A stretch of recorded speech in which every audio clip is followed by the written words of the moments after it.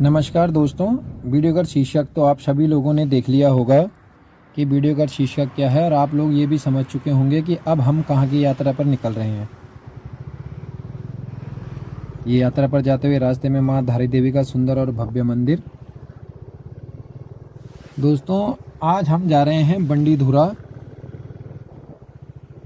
बंडीधुरा बंडपट्टी में पड़ता है, जो कि पीपलकोटी में है, और पीपलकोटी जिला चमोली में स्थित है।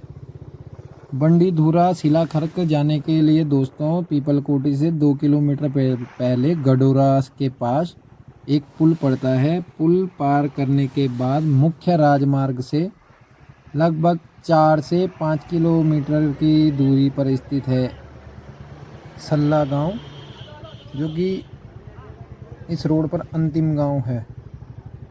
और दोस्तों, यहीं से बंडीधुरा शिलाखर्क के लिए चढ़ाई शुरू की जाती है, और यहाँ से बंडीधुरा की दूरी लगभग 11 से 12 किलोमीटर की है, जो कि बहुत स्टीप और बहुत पुराना रास्ता है। तो हो सकता है कि यहाँ पे कोई ट्रेल ना बची हो अब पैदल चलने के लिए, इसलिए हमें वहाँ पर ही एक लोकल सपोर्ट की ज़रूरत है, जो कि हमें आगे वहाँ से रास्ता दिखाएंगे, क्योंकि जंगलों के बीच होता हुआ ये रास्ता जाता है, और इसके लिए हमें एक लोकल व्यक्ति की ज़रूरत है जिसको कि जंगल के बारे में थोड़ा पता हो। देखो, सल्ला पहुंचने के बाद हमें शाम हो चुकी थी, और वहां से आप देख सकते हैं शाम का ये नज़ारा। और आज रात को हम यहीं पे रुकने वाले थे प्रशांत जोशी जी के घर पे। और देखिए, सुबह हमारी चाय बनती हुई। सुबह की चाय चूल्हे में बनाने के बाद और चाय पीने के बाद दोस्तों हम लोग जल्दी जल्दी से तैयार हो गए, क्योंकि हम लोगों को निकलना था आगे बंडीधुरा की ओर। और ये आप देख सकते हैं सामने पहाड़ी पर हल्की धूप आ गई है, और ये सुबह का बहुत सुंदर नज़ारा सल्ला गांव से। सल्ला गांव का अंतिम जो मकान था वो मकान है प्रशांत जोशी जी का, जो कि यहाँ से आगे हमारे साथ चलने वाले थे, और यही हमें रास्ते के बारे में बताने वाले थे। अब प्रशांत भाई, मैं और ऋषभ नोटियाल, हम तीनों भाई चल पड़े बंडीधुरा की ओर। और आप देखिए, जैसे जैसे ऊपर जाने के बाद देखिए घाटी का दृश्य सुंदर और मनोरम।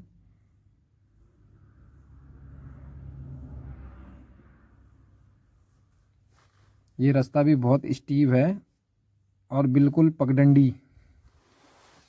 थोड़ा ऊपर चलने के बाद इस रास्ते पर घास से हमें अच्छी खासी दिक्कतें हुई, क्योंकि घास की लंबाई लगभग छाती के लेवल तक थी, और ओस होने के कारण एक बार में ही कपड़े पूरे गीले, जूते गीले। और उसके बाद जैसे जैसे हम ऊपर की ओर चल रहे हैं वैसी वैसी सर्द हवाएं।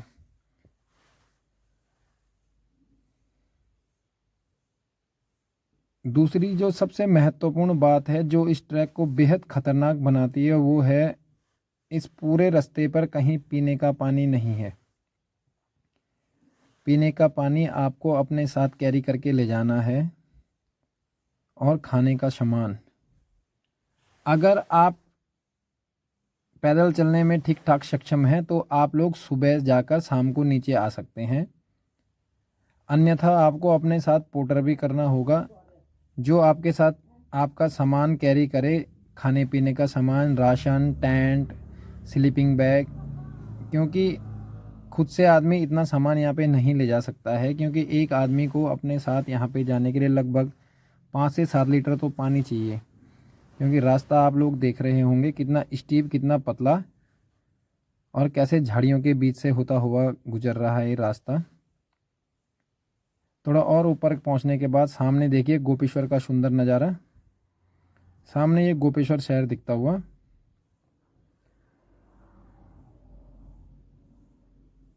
अब आप ये घास देखिए कि घास कितनी ऊंची है।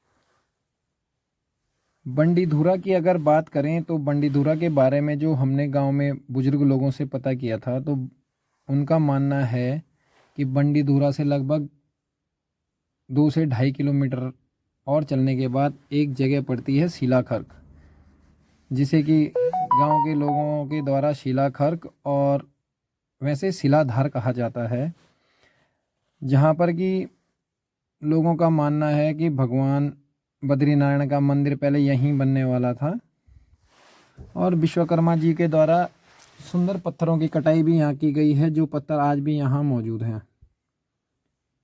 परंतु खुदाई के दौरान वहाँ कोई हड्डी निकलने के कारण उस जगह को दूषित माना गया और भगवान बद्रीनारायण का मंदिर यहाँ नहीं बन पाया। ये देखिए आप, और ऊपर आने के बाद घाटी का सुंदर नज़ारा देख सकते हैं।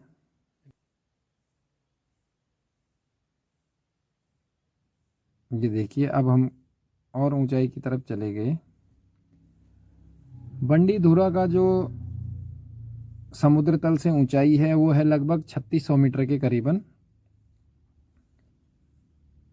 ये देखिए सामने जहाँ से ये धूप निकल रही है, ये है बंडीधुरा। अभी हमें यहाँ तक जाना है आगे। एक और जो कहानी यहाँ की प्रशांत जी के पिताजी ने हमें बताई कि यहाँ पे एक जगह है कावालिंग।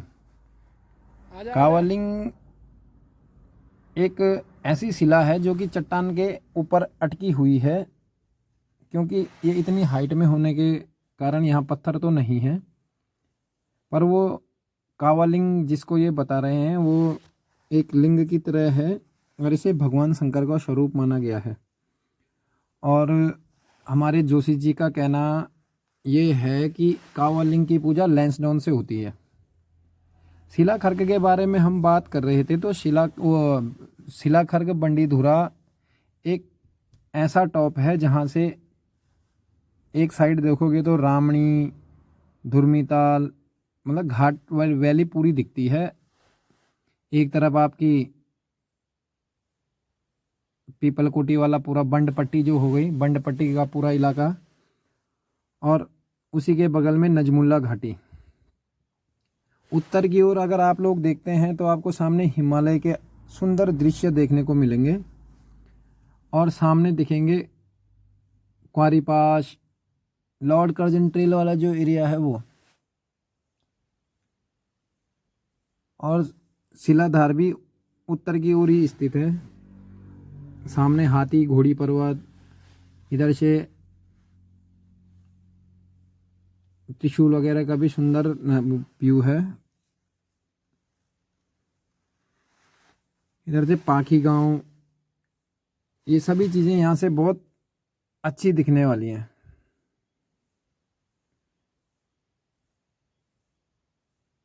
चढ़ाई आप लोग देख सकते हैं, चढ़ाई के स्तर में कोई कमी नहीं है। चलते चलते जंगल में हमें माँ भवानी का मंदिर भी दिखाई दिया, जिसे कि ये लोग वन देवी के नाम से जानते हैं। यहाँ पर हमने थोड़ा बहुत पूजा अर्चना की और हमारे प्रशांत जोशी जी घर के अखरोट वगैरह, काकड़ी वगैरह यहाँ पे चढ़ाने के लिए लेके आए थे माता जी के मंदिर के पास। का मंदिर है बोसे।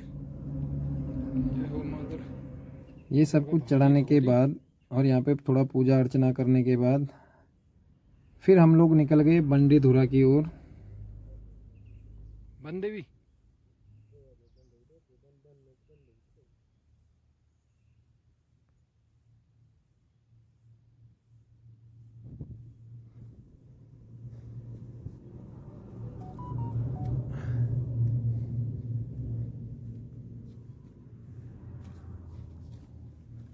चढ़ाई का ये सफ़र हमारा अभी भी ख़त्म नहीं हुआ है। अभी भी हमें लगभग 3 किलोमीटर और चलना है बंडीधुरा तक पहुंचने के लिए।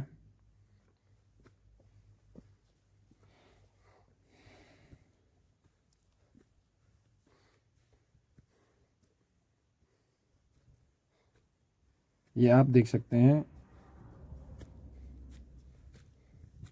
कैसे जंगलों के बीच से होकर ये रास्ता गुजर रहा है।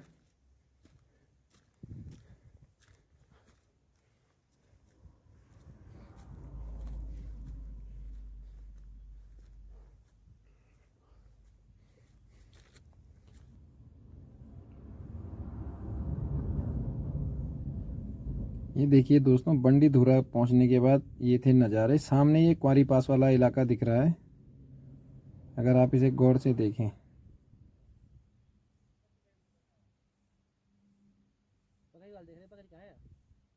और ये सिला खर्क वाला इलाका है, ये सामने सिला खर्क वाला इलाका है जहाँ की भगवान बद्रीनारायण का मंदिर बनने वाला था। बंडीधुरा पहुंचने पर हवाएं बहुत तेज थी और बादल, जिस चीज़ का हमें डर था, बादल आने की वजह से विजुअलिटी पूरी जीरो हो चुकी थी। विजुअलिटी जीरो होने के कारण यहाँ से व्यू सारा बंद हो गया, क्योंकि बहुत काला और घना बादल आ गया था और साथ साथ बूंदाबांदी भी शुरू हो गई। फिर अभी हम लोगों को यहाँ पे खाना बनाने का भी साधन देखना था। पानी हमें यहाँ पे आके भी नहीं मिला। बहुत ज़्यादा ढूंढने के बाद हमें एक जगह पे बहुत ज़रा सा पानी मिला, जिससे कि हमने बोतल के ढक्कन से इकट्ठा किया खाना बनाने के लिए। ये आप देख सकते हैं बंडीधुरा का दृश्य। ये देखिए, यहाँ पे इतनी ठंड हवाएं इतनी तेज़ थी कि हमें आग जलानी पड़ी। यहाँ पे बहुत ज़्यादा ठंड हो चुकी थी, लकड़ियाँ भी हमें ढूंढ के इकट्ठी करनी पड़ी। ये देखिए, आप बादल देख सकते हैं, जिसके कारण यहाँ से विजिबिलिटी हो गई जीरो। ये सामने जो देख रहे हैं आप, इसकी जड़ में कावालिंग है, जिसकी पूजा लैंसडाउन से की जाती है। ये यहाँ के पुराने लोगों का मानना है। ये देखिए, बादल कितना घना हो चुका है और साथ ही बूंदाबांदी भी होनी शुरू हो गई है। अब दोस्तों, हमें यहाँ से जल्दी वापस निकलना होगा, क्योंकि यहाँ मौसम ख़राब होने के बाद, नीचे घास में गीली होने के बाद हम लोगों से बिल्कुल भी चला नहीं जाएगा। हम फटाफट से खाना बनाएंगे और खाना खाते ही तुरंत यहाँ से निकल जाएंगे नीचे की ओर। ये देखिए, हमारा खाना बन के तैयार हो रहा है। ये देखिए, पूरी वैली ब्लैक हो गई है बादल से। और दोस्तों, यहाँ से उतरने के बाद हम लोग कर्णप्रयाग में रुके थे। वहाँ से देखिए कर्णप्रयाग संगम का नज़ारा। और वीडियो को देखते रहिए दोस्तों। फिर मिलते हैं ऐसे ही किसी नए ट्रिप पे, नई किसी जगह के बारे में जानने के लिए। तब तक आप हमारे वीडियो को देखते रहिए, लाइक कीजिए।